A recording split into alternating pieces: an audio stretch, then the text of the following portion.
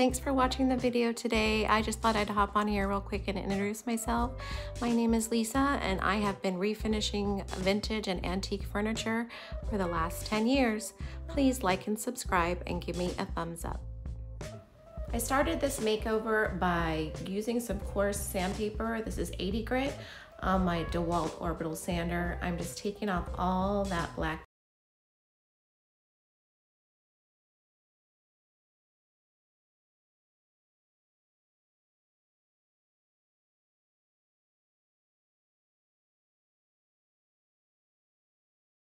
sand them.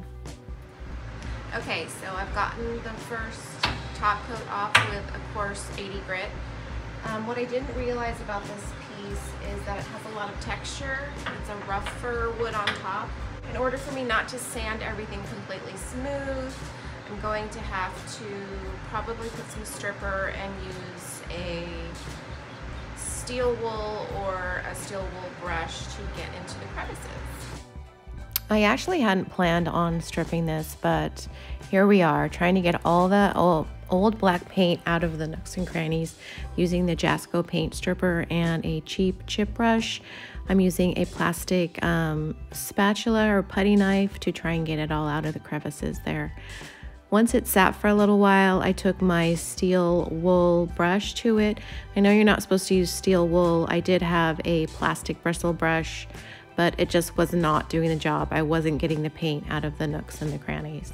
So I ended up going to the steel wool. It already has that rustic finish. More sanding and more stripping. I feel like all I did with this piece was sand and strip, but it's gonna be beautiful, believe me. When it's finished, it looks so good.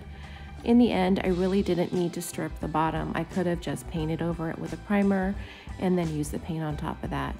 Then I gave it a 220 finish with my Orbital sander, and I went back with General Finishes Linen. This is a chalk paint. I actually thought this paint was going to be a little more in the brown tones than it ended up being. It was a little too yellow for my liking. I wanted to do a wash, but the wash just wasn't giving me what I needed on the wood, and that's why it's important to be able to change your plan or revise your plan as you go along. Sometimes you don't really know what you're doing until you're doing it, and then you decide that, yeah, that's not going to work on this piece. So you just kind of have to be flexible and go with it, as I did here. So I ended up doing a full strength coat on all of the wood pieces, and I figured out that all of these pieces were made from different types of wood, and so they all took the color a little bit differently, which is okay. I ended up using Annie Sloan's dark wax to cover the whole thing and give it more of a coastal rustic vibe. I always feel like Annie Sloan's dark wax just brings a piece together. It unifies all the different woods with